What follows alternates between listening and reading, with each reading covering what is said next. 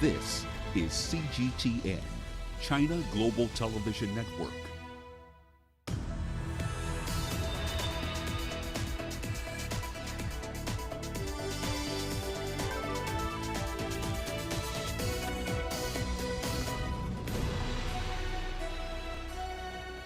Hello there, welcome to this edition of Global Business Africa. In the course of the hour, we'll run through the business news stories you need to know about from the continent and beyond. But let's start with a quick update on the markets. The top 14 South Africa did close about 1.6% higher today, reversing course essentially after Tuesday's decline in that particular session of around 0.5%.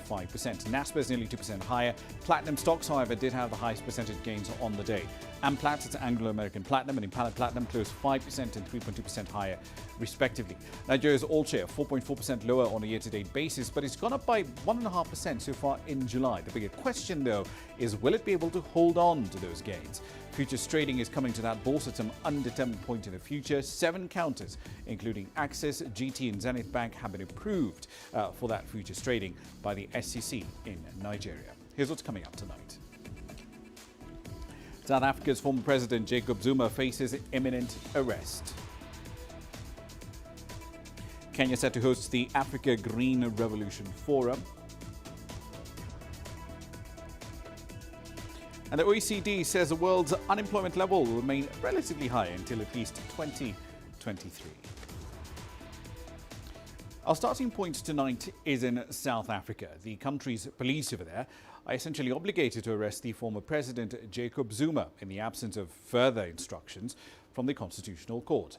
This comes after the country's top court sentenced the former head of state to 15 months in jail after he defied its order to testify before a commission of inquiry that's probing large-scale graft in the country. The court also ordered Mr. Zuma to surrender to the authorities by the 4th of July or face arrest within 3 days of that deadline. The police minister, Bekele, has sought clarity from the court about that particular arrest order after Mr. Zuma applied to a lower court to have it suspended. Now, the judgment on the application to stay the arrest is expected to be handed down on the 9th of July. All right, then let's bring you up to speed with the latest developments on this particular story. Angela Coppola joins us now live from Johannesburg with more data on this developing legal drama. Angela, do we know where the former president is at the moment? Well, we understand that Zuma may well still be at Nkandla. A small group of supporters has gathered at the homestead, we know that for sure. We're also hearing reports that South African Police Service officers tried to enter the homestead earlier today, and they were blocked by people wearing military uniforms. We assume that's the Military Veterans Association. We do understand that the South African Police Services Minister and a large police contingent may be heading to Nkandla as we speak. And just a short while ago, Zuma, in fact, his lawyer, that's Dali Mpofu, had written to the acting Chief Justice, Ramah Nyang, to ask for a stay on that arrest warrant that was issued by the Constitutional Court last week. We haven't seen any response yet, so we're going to wait for that. As you say, Raman, this is a developing story. Indeed. It's also a rather curious story because the High Court in Pietermaritzburg, it reserved judgment in the president's application to have his arrest order put on hold. Why? Well, simply put, the judge reserved that judgment or that order because he wasn't ready to make or appear to rule in haste. He has to apply his mind, he said, to what is a fairly weighty matter. It seems fairly straightforward, but it's about finding case law to justify whichever decision he makes on Friday. It's all a question of jurisdiction, and that's according to Dali Mpofu, Zuma's lawyer. And then listening to proceedings yesterday, all 3 parties, that's Zondo, the Helen Suzman Foundation, and of course Zuma's lawyers, agreed that the merits of the Concord case wouldn't be discussed in the High Court in Maritzburg, but that they'd focus on the jurisdiction of the matter. So that's why it's been held over until Friday, Roman. So by government estimates, roughly $35 billion was stolen through various means in the 9 years Mr. Zuma was in power. He's repeatedly said he's innocent, he's got clean hands. So given that, why is he so obstinately refusing to testify before a commission that he himself set up? Well, Roman, that's a $35 billion question, isn't it? I mean, bottom line here is that Zuma watchers are suggesting that perhaps Zuma may have realized that he wouldn't be able to control or manage the narrative or the proceedings. He has met his match, some say, in Ramah Nyang, who comes across as this kind, gentle uncle figure almost, but he's sharp as a tack and goes for the jugular whenever he gets the opportunity to. We're also told that Zondo critics have suggested that Zondo may have bent over backwards to accommodate Zuma, short of giving him the actual questions the Commission then planned to ask him, and that was a couple of months ago. Added to which, there are around 30 witnesses that we know of that have implicated the ex-president, and Zuma would have to answer some of those questions, and they're very awkward questions. And if he refused to answer them, well, that speaks a whole different narrative on its own, doesn't it, Ramah? Indeed, and all those questions certainly will need some answers. But where does the ANC stand on this issue? Is it pretty firm as a matter of policy that the former president must obey the courts, or is a faction that supports him openly opposed to that?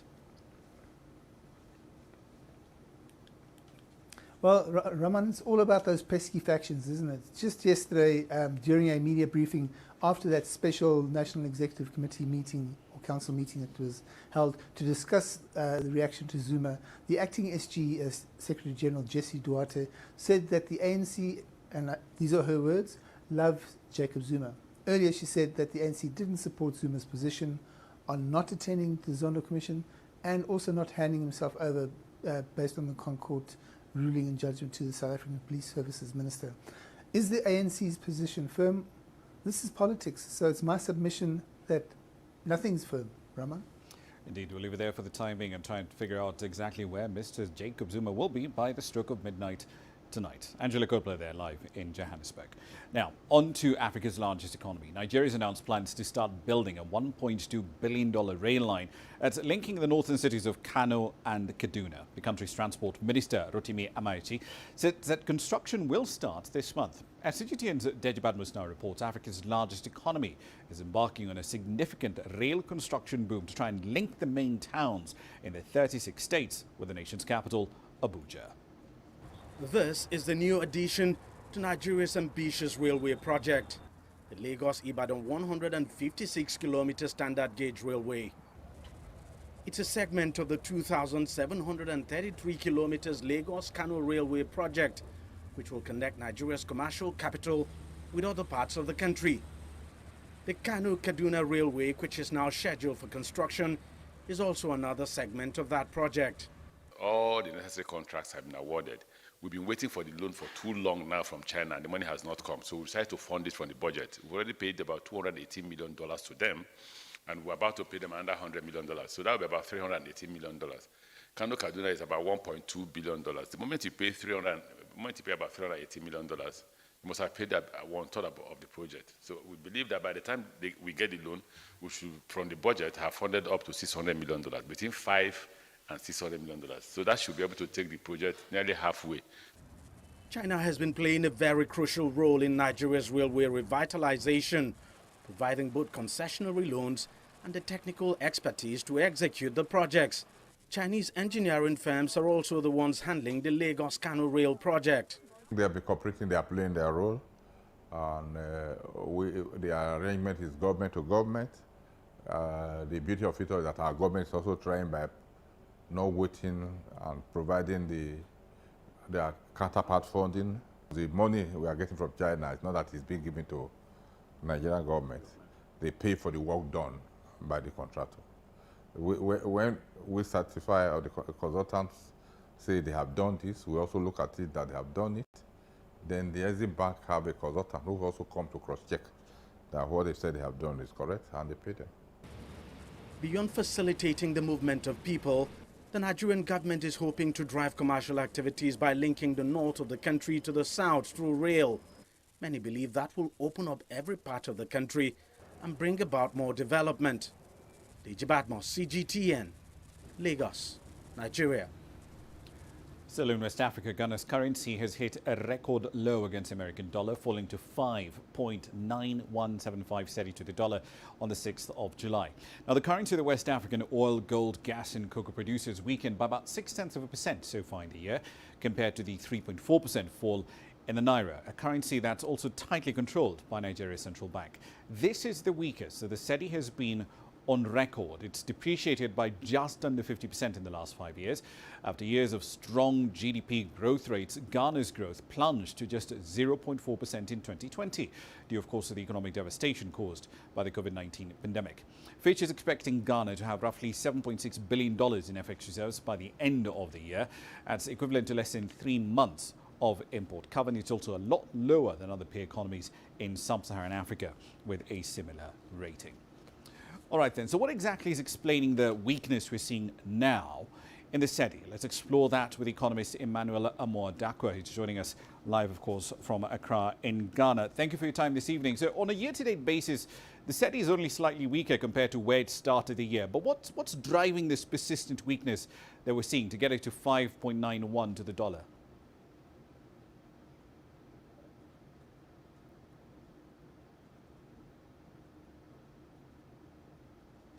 Emmanuel, if you can hear me, on a year-to-date basis, the cedi is only slightly weaker compared to where it started the year. But what exactly is driving this trend, this weakness that we're seeing now to get the cedi down to 5.9?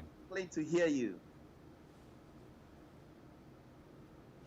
All right, we'll leave it there for the time being. Let's move on to Egypt. The country's central bank has announced that revenues from tourism in the first 9 months of the 2020-2021 fiscal year fell by over 67% to just $3.1 billion.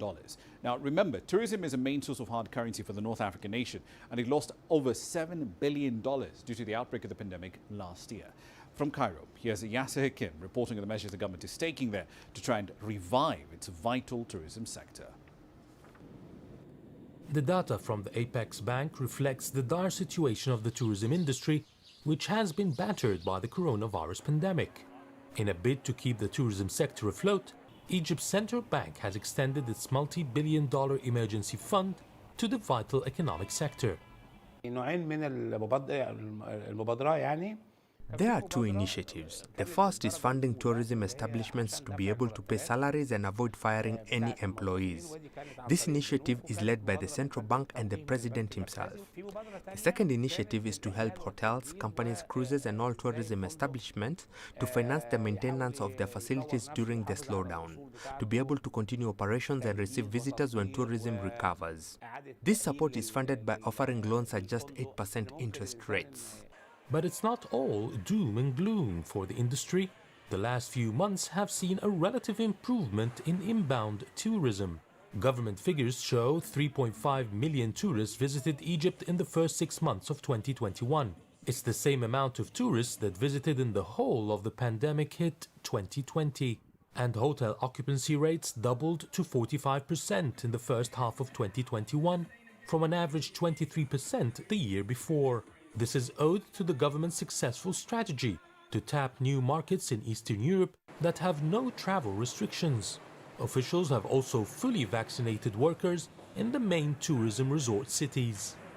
What we've been doing in the past few months is to ensure that the health and safety and regulations that we are following in the hotel establishments ensures the safety and the health and safety of the travelers.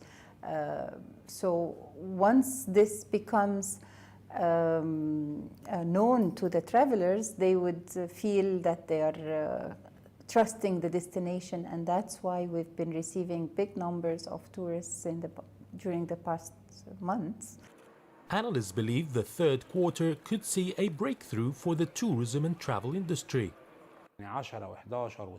In October, November and December, there will be a lot of movement in tourism from our main markets, which is the European Union, Russia and Ukraine. We expect higher numbers next winter because of the gradual overall improvement globally. The vaccines rollout worldwide, vaccinations in Egypt and the considerable drop in COVID cases in Egypt. What makes Egypt attractive in winter is that resort cities have warm weather, suitable to enjoy beaches, cultural tourism and everything related to tourism. The government is forecasting 2021 revenue to exceed $6 billion.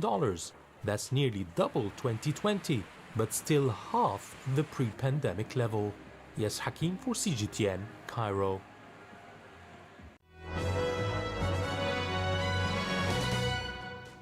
All right, then let's start some corporate headlines in Rwanda. 8 Kenyans and a Ugandan arrested in Rwanda for hacking into Equity Bank have been handed 8-year jail terms and fined more than $55,000.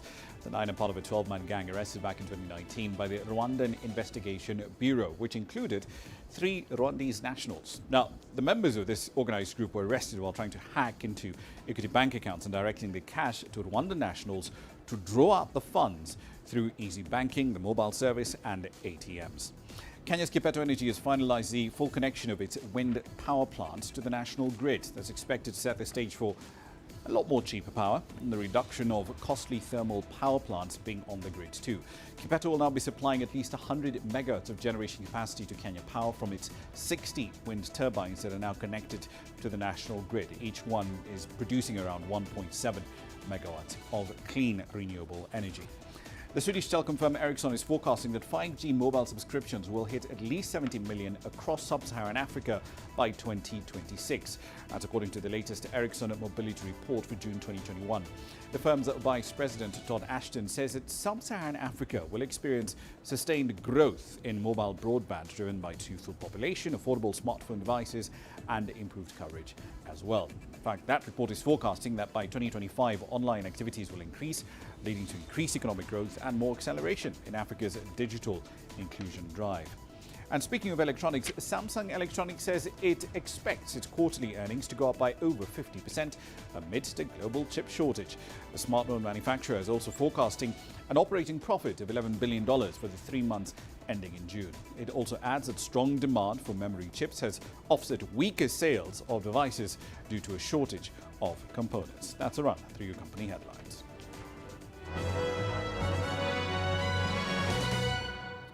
We're about 15 minutes into the hour. Time for a break. Here's what's coming up next.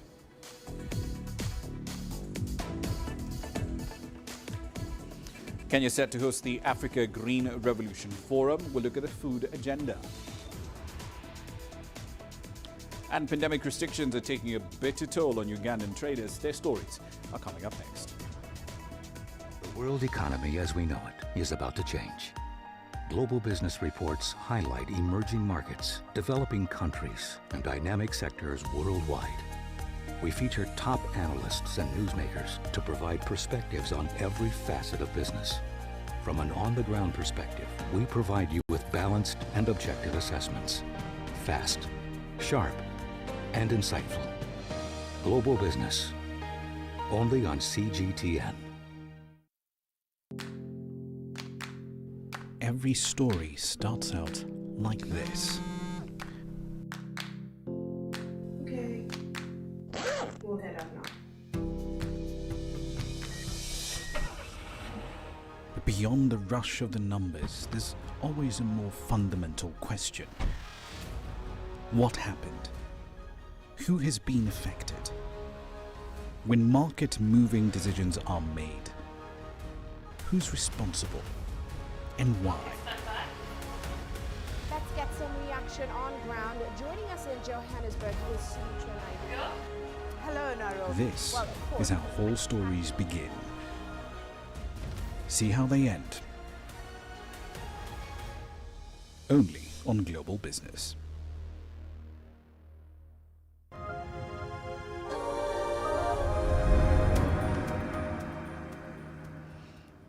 Welcome back. Let's revisit an earlier story in the bulletin. The focus on the Ghanaian cedi. It did hit a record low, 5.91 to the American dollar in trading on the 6th of July, roughly around the same level in today's trading session. It's essentially weaker by about 0.6% so far this year, which is pretty good relative to other currencies across the continent. You think of the Zambian kwacha or the Nigerian naira, which is down by about 3.4%. But what exactly is it that's driving this weakness in the cedi? Let's explore that with economist Emmanuel Amoah-Dakwa. He's joining us again from Accra in Ghana. Emmanuel, thank you for your time this evening. So on a year-to-date basis, as I mentioned there, the cedi is only slightly weaker compared to where it started the year. But what's driving that general weakness we're seeing in Ghana's currency? Thank you very much for having me. On top of my mind, I would say 2 critical issues are driving the marginal depreciation of the Ghana cedi as against the other trading major currencies. The first reason will be the external debt component that must be amortized by government. And so government is demanding a lot of foreign exchange to amortize the external component of our debt. Second reason will be the non-residential investors who are investing in Ghana, and their investments are due and they are repatriating their profits. So these are two reasons that are causing the marginal depreciation of the Ghana cedi as we speak. So the cedi depreciated by 4% last year, 14% in 2019. But given its performance so far this year, should the central bank and should the finance ministry be critically concerned, or is this something they can sort of manage throughout 2021? It's not a dire situation as I speak to you now, because in the second half of this year, there are two other events that is going to help show up the Ghana cedi as against the major trading currencies. And the first one will be the Cocoa Board syndicated loan, which in October will be issued. Cocoa Board will be looking forward to raising between $1.3 and $1.5 billion, which is expected to show up the stability of the Ghana cedi as against the major trading currency. And then the second reason will be the regulatory mechanisms put in by the Bank of Ghana to make sure that the Ghana cedi is performing well as against the major trading currency. So it's not a dire situation. I believe the central bank has a mandate to maintain price stability and also to foster stability in the exchange rate. And these are things that will help, maintain the Ghana cedi. All right. So Ghana, of course, has also been working to try and restructure these take-or-pay contracts that we hear a lot about with power producers. Do we know where these negotiations are right now, and why is it taking so long to restructure them? I must state that international negotiations or international contracts are complex, and then their negotiation or renegotiation, therefore, can be a daunting task. I have been speaking to sources that are close to the negotiation table. As I speak to you now, Senate Power and then other company have agreed on changing the fuel source that is going to be used. Initially, in the agreement, they were going to use light crude, but they have agreed to use natural gas. And it is projected that it's going to save the government about $3 billion. And so that is the first thing. Now, the second reason is about the kind of contract we have signed. Most of these contracts were take-or-pay agreements. And take-or-pay agreement, the renegotiation, therefore, might be almost impossible, because once you terminate such a contract, it will inure to judgment debt and it will inure to lawsuit as well. As I speak to you now, the government is going to incur about 170 million Ghana cedi in judgment debt because of termination of a contract by GPCC. So government must tread cautiously in renegotiating or terminating such contracts. So that is why it's taking long for renegotiation of such contract to be done. Again, it's about the duration of the contract. So government is in renegotiation in talks with these companies to change the duration of their contract. And these are some of the things that are accounting to the delay in the renegotiation process as I speak to you now. All right, we'll leave it there for the time being. Emmanuel Amoadakwa, thank you very much for joining us from Accra in Ghana. Now, on to East Africa. It's been roughly 2 weeks since the Ugandan president, Yoweri Kaguta Museveni, imposed a strict nationwide lockdown. The movement of private public transport vehicles has been severely restricted, and that in turn has affected the livelihoods of millions. In Kampala's Nakasero market, fresh food vendors say they're facing very difficult times as their earnings decline and the working conditions and environment worsen. Here's Wanja Mungai with this report. Since the Ugandan government imposed a nationwide lockdown of 42 days to combat the spread of COVID-19, life for many has changed significantly. The once vibrant Nakasero market in down Kampala has seen activities reduce. Vendors have been forced to adapt to the new health regulations. Some, like Joswi Navunga, cannot make it back home given the curfews and movement restrictions. They've been forced to shelter at the market at night.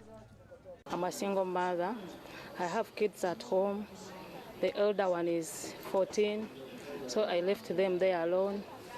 But normally I go there like on a weekend. So I feel the pain of leaving them at home alone. So I don't have anything to do apart from to stay here. At least I can look for something they can eat and not to take direct the COVID whatever to them. She is among the 1,000 traders at Nakasero Market who have had to bear with the tough conditions. Fresh food market vendors are among essential workers allowed to operate during the lockdown. But even with the exemption, they say things are bad. With movement of private and public vehicles also banned, business has been badly hit. Our vendors are really in a bad situation because their profits have reduced. When their profits are reduced, that means they don't have any capital. And when they don't have capital, that means they will get the products from the farm suppliers at credit. This will affect the farm suppliers in the village. They will not dig anymore because they are not getting any monies. The Ugandan government has been trying to assist citizens during this pandemic. It has been supplying relief food, money, and addressing people's basic needs. The vendors have been lucky to get mosquito nets, but they say they still face many other challenges. The challenges we face while sleeping in the market, even though the government gave us mosquito nets, are that the sleeping conditions are very bad. We're exposed to the rain because we sleep outside. Every day we wake up with body aches because of the poor sleeping materials. The latest lockdown has helped reduce daily COVID-19 infections in the country from an average of 1,500 to just 500 cases. Now, Ugandans are hoping they will get a chance to resume their normal lives in the near future. Wanjamungai, CGTN.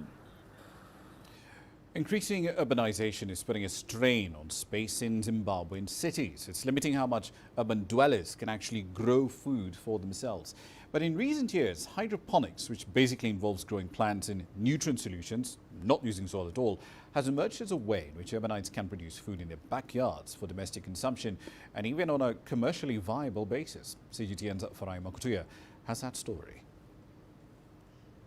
Keith Chipudla began hydroponics farming in his parents' backyard 3 years ago. He's now setting up a second farm in another Harare suburb. Proximity to his clients allowed him to scale up quickly. For example, someone makes an order, it will not take the whole day to get there. It's just a matter of picking up the head, harvesting it, and then taking it to them within less than an hour. That's what we try to do. So our customers get our produce fresher and quicker. We don't use soil. We run away from most of the soil-borne diseases that many farmers face. Right, so we do not use things like herbicides, all that harmful stuff. So our crop is generally healthier for our consumers and our customers. Hydroponics is seen as one way to get people, especially in cities, to grow their own food. There are 1,092 heads of lettuce here that are ready to be harvested and taken to the market. If they had been grown the conventional way, they would require a space in the ground as large as this entire greenhouse. It's this optimal use of space that makes hydroponics ideal for urban dwellers for whom space is increasingly becoming limited. It also mitigates erratic weather. Zimbabwe is a country which is very prone to drought. So in terms of drought, people are looking at ways in which they can use water efficiently. So hydroponics is one of those in which a person is able to save water or to use the same amount of water each and every time they are farming. However, with most components imported, high costs prohibit its uptake. Farmers like Chipudla have begun redesigning the systems using locally sourced materials to make them more affordable and are incorporating technology. We put sensors in every greenhouse and a lot of technology there. So that means that we can actually check things like variables like temperature, water level, humidity in the greenhouse, nutrient level in our reservoirs, right? So that we can actually manipulate that on our either on a phone or tablet, because everything is controlled, it's connected to the internet. That could make it possible for farmers to minimize labor costs, maximize yields, and achieve viability on the smallest of spaces, all from the palm of their hand. Farai Mwakutuya, CGTN, Harare, Zimbabwe. A giant container ship that blocked off the Suez Canal for nearly a week in March has finally been released by the authorities in Egypt. Officials say the ship was freed after they reached a compensation deal with its owner and its insurer. Now, the vessel had blocked on the busiest trading route in the world when it got stuck, and it was impounded soon after. Here's CGTN's Adel El-Marouki with the details. After being held for 107 days, the ship that blocked the Suez Canal entirely for 6 days is finally free. Since Egypt refloated the ship successfully on March 29, authorities have been holding negotiations with the Japanese owner of the Ever Given. Suez Canal officials insisted on getting compensation for the blockage, as well as the successful rescue mission which saw one Egyptian rescuer die. The Suez Canal Authority also wanted a salvation bonus for achieving that without any damage to the ship and the 18,300 containers it's carrying.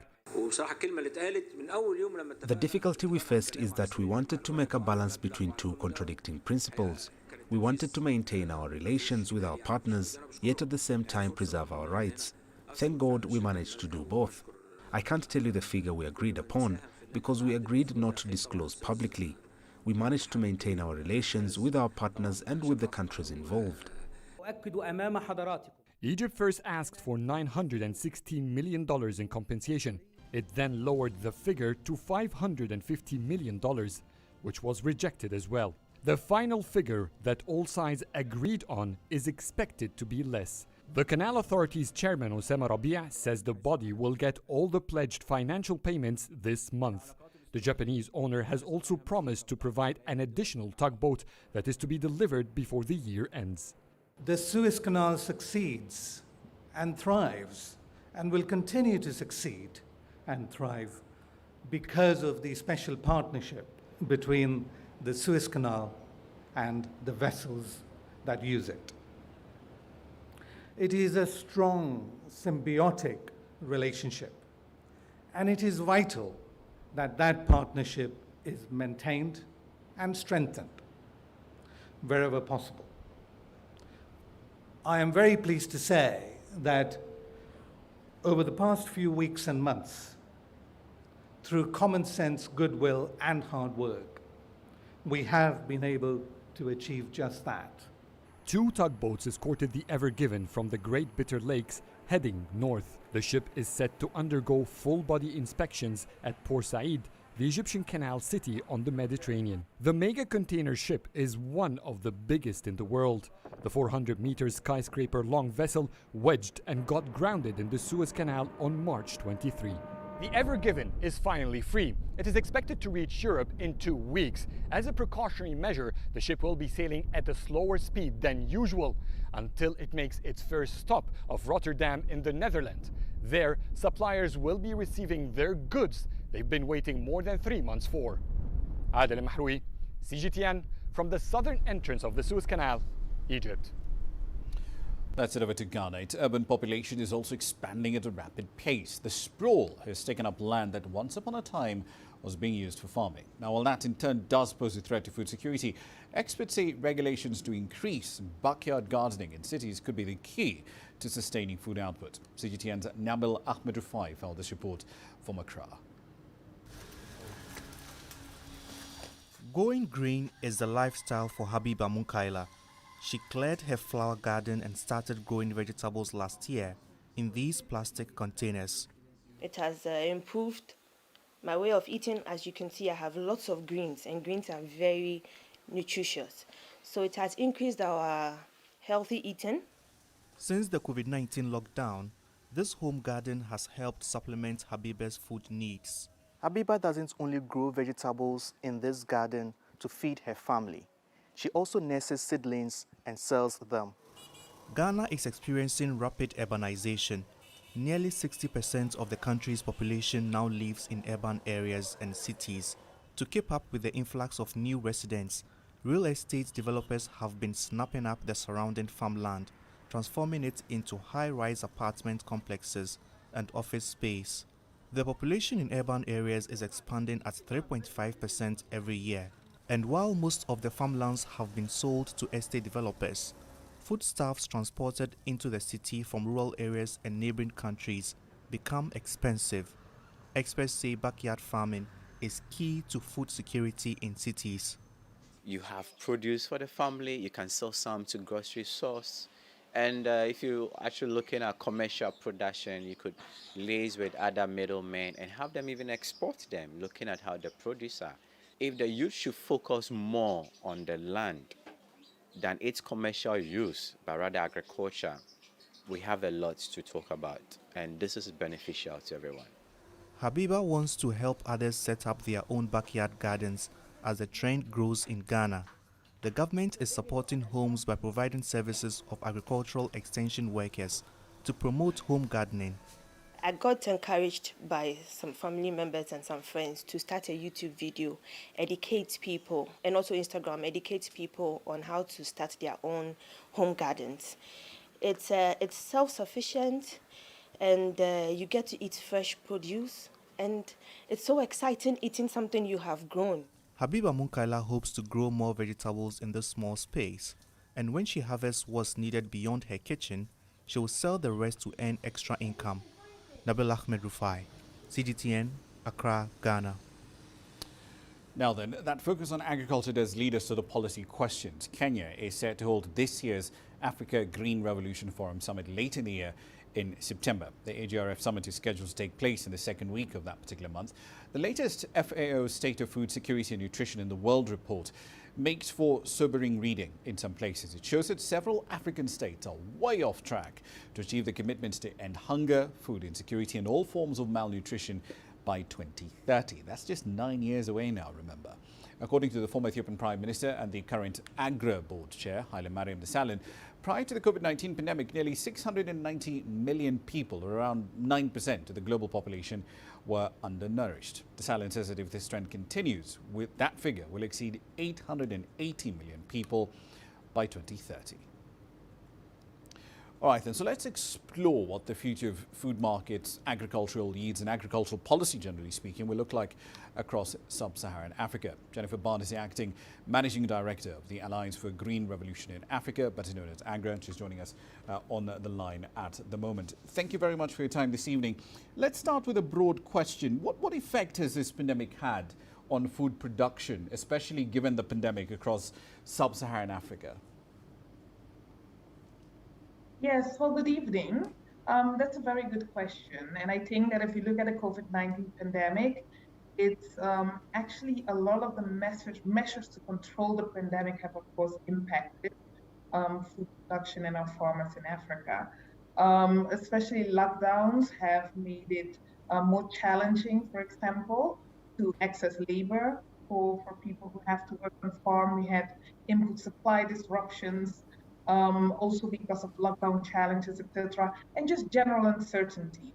Taking a step back, we have to understand that the COVID-19 pandemic actually came on top of quite a number of challenges and disruptions that our African farmers were facing, whether it being droughts, floods, locusts as well. We had some of the most severe locust infestations in East Africa seen over a decade.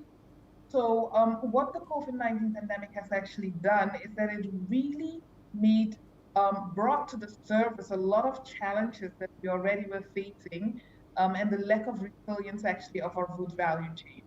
Indeed. So our ability to feed nearly 9 billion people, because the forecast is that we'll have around 8.5 billion people on the planet by 2030, it's highly dependent on whether or not we can actually make large improvements on productivity yields, especially across sub-Saharan Africa. But are there any low-hanging fruit interventions, for lack of a better word, that we can use to boost yields, or are those already done? Well, I think that, we've been having this dialogue for the past 5 decades. And definitely, when you purely look in isolation at productivity, there are a lot of things that actually can still happen. Access to better inputs, being it seeds, fertilizers, but also mechanizations, etc. African farmers are actually the most deprived worldwide from many of these significant inputs. But I really think it's important that we shift away from only looking at productivity. We need a more holistic approach and look at food systems in total. It's really the the enabling environment that our food value chains are embedded in, and where are some of the solutions.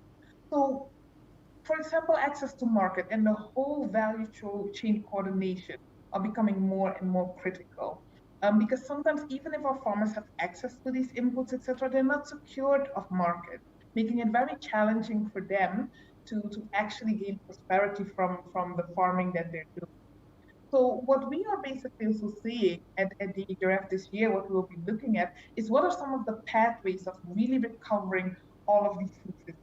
Of course, there are a couple of things, quick wins that we can look into. I already mentioned seed supply and I already mentioned mechanization, but we could also look at digitization and how that can help to make our value chains a lot more efficient, and also make sure that data and information about markets and prices is better spread across the chain. I think another aspect also that is quite critical is really looking at extension and how we can strengthen our farmers and having better information in terms of how to produce more efficiently. Mind you also that almost 40% of farm produce that is produced and get to the market, there's still a lot of loss across the different value chains. So we also have to just look at transport, at storage and warehousing, and in terms of not just how we produce food, but also how we transport it. Indeed. So lots of sub-Saharan economies have a big chunk of their GDP essentially tied up in agriculture. In many economies, it accounts for the largest amount of GDP. It accounts for the largest amount of employment as well. But ironically, the region is still importing enormous amounts of food. Does the CFTA give us an opportunity to change that completely, so that if we walk into Mali or Niger, we see powdered milk from Botswana or Kenya instead of seeing powdered milk from France, for example? Oh, absolutely. And I think that today at the launch of the HRF here in Nairobi, it was mentioned time and time again. If anything, making the Continental Free Trade Agreement a success will be the key turning point for this continent. And really, it creates significant opportunities. Just think 10 years ahead. The billions of consumers that we will have here in Africa, and the potential of the agriculture sector and agribusiness and the consumer market that is emerging, it's a tremendous opportunity for our farmers. But we have to start prioritizing the harmonization of already existing agreements, often on a regional level, and also make sure that on a continental level we're taking it seriously. I feel the fact that it's sometimes rights from anywhere in Asia to any of our countries rather than from a neighboring country, African country in the region, that is just something that we need to address. Indeed. We'll leave it there for the time being. We are running out of time on this particular interview, but thank you very much for your insights tonight. Jennifer Barn, Acting Managing Director of the Alliance for a Green Revolution in Africa. We'll certainly be hearing a lot more from that organization at their summit later in September. Time for a break. You're watching Global Business. Here's what's coming up.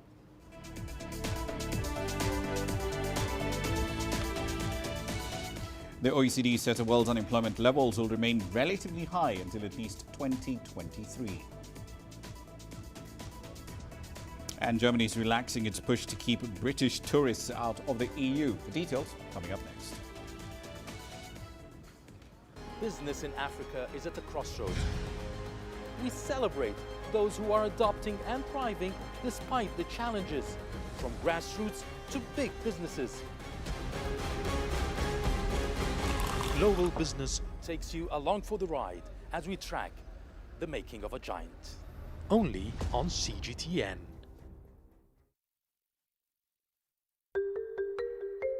How will your world change today?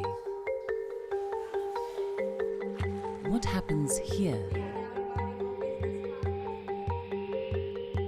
What happens there? Or what do you make happen for yourself? If it matters to you, it matters to us too. Your stories are these stories that need to be told. Africa Live. Find your voice.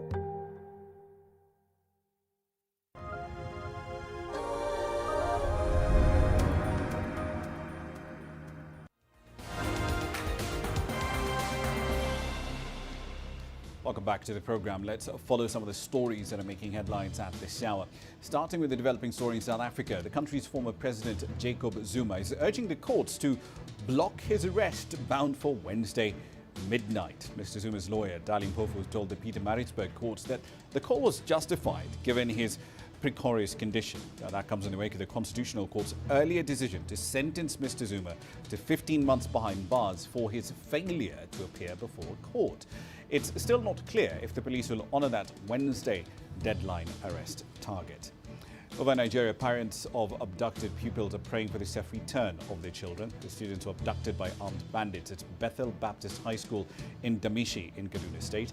The parents have been gathering in the school waiting for news about their children. According to the head of the Kaduna Baptist Conference that manages that particular school, the kidnappers made contact with him on Tuesday.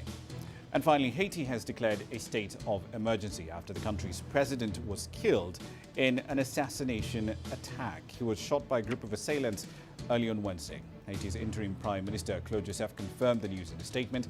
He did not identify the assailants. He said some were Spanish-speaking. The assassination has sparked fears of widespread turmoil. The Dominican Republic has shut down its border with Haiti. That's a run through your news headlines.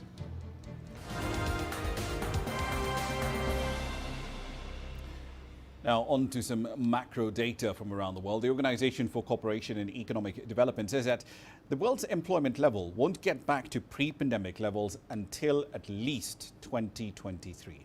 That's according to its latest global unemployment outlook. Now, the OECD has registered a 6.6 unemployment rate among member countries in its latest outlook, with 22 million more people out of work compared to before the start of the pandemic.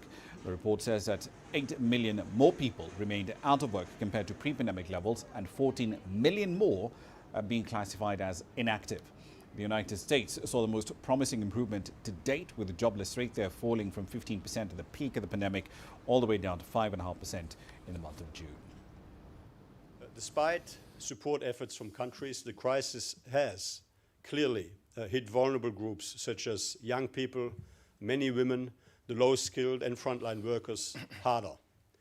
Without well-targeted measures, some of these short-term effects risk becoming long-term scars. Young workers, for example, saw large reductions in their hours of work, nearly twice as much as for prime-aged and older workers at the peak of the crisis back in 2020. About 2/3 of OECD countries have increased their budget for public or publicly contracted employment services since the onset of the crisis. But increasing spending here may not be enough. How the money is being spent is, of course, just as important. Employment and training services need to be integrated, comprehensive, and individually tailored. They need to reach out to firms that create jobs and to people most at risk of long-term unemployment. China's market regulators fined 30 tech firms for violating the country's antitrust regulations. The State Administration for Market Regulation adds that the companies were involved in 22 merger and acquisition deals. Now, these firms include some pretty big names: Alibaba, Tencent, Suning. They were fined roughly $78,000 for each of the violations. China stepped up regulation on tech firms since late last year after the Central Economic Work Conference stressed the need to curb what it saw as monopolistic behaviour. Now, the first of the Euro 2020 semi-finals took place barely 24 hours ago as Italy beat Spain at the Wembley Stadium in London on Tuesday night. The tournament has been held in the shadow of the COVID-19 pandemic, and as a result, fewer fans have been allowed to travel to watch the games live. CGTN's Rahul Pathak looks at the economic impact this has had. Football tournaments like the Euros usually mean party time for fans, and a financial windfall for anyone connected to the event, from organisers and merchandisers to the hospitality industry. It's thought the previous tournament, held in France in 2016, generated around $1.48 billion for the French economy. However, these Euros are very, very different. Firstly, there is no single host. Spain is one of 11 different countries being used to host this particular tournament, meaning any potential financial dividend is diluted. What's more, this tournament is taking place in the middle of a pandemic, meaning the movement of fans and the amount allowed to watch the games live in the stadium is severely restricted. Crucially though, European football's governing body UEFA insisted that some fans be allowed into stadiums, and that was good news for the 11 cities able to host the tournament. Earlier this year, a report by analytics company Global Data estimated that London alone could have potentially lost out on $54 million in revenue if games at Wembley were played behind closed doors. However, the economic boost from Euro 2020 will still be significantly less than previous tournaments, both in terms of fans at the stadium and those watching at home.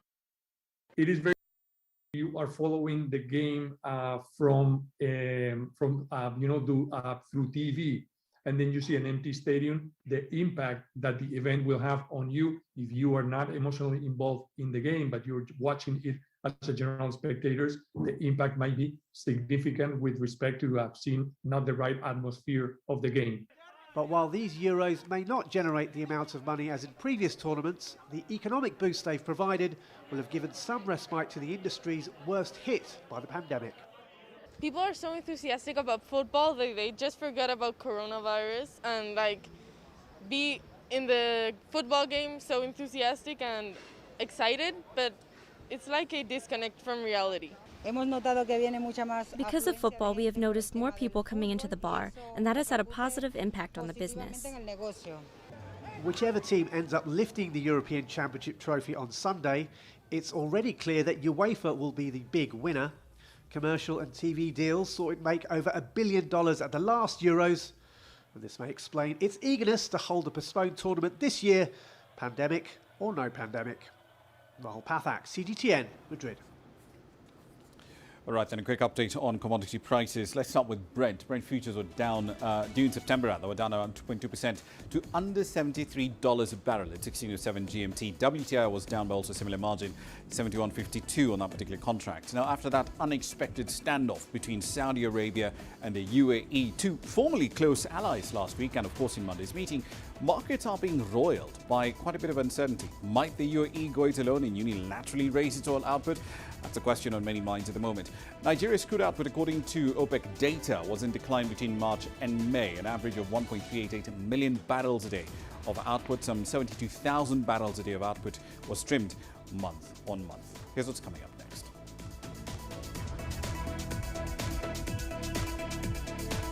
Entrepreneurs have developed an app to ensure secure, safe taxi rides in Kinshasa. We'll go for a ride when we return. You don't find the stories of North Africa by sitting on the sidelines.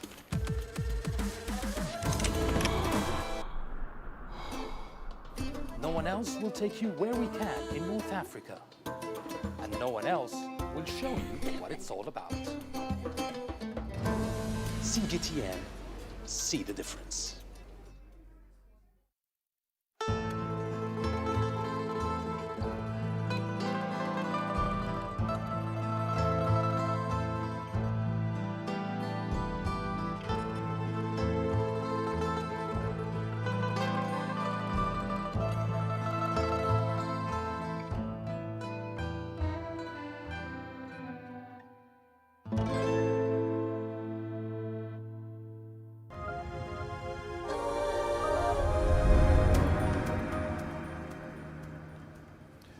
Welcome back. A taxi app developed in the DRC is being used to help people protect themselves against assaults and kidnapping while they travel.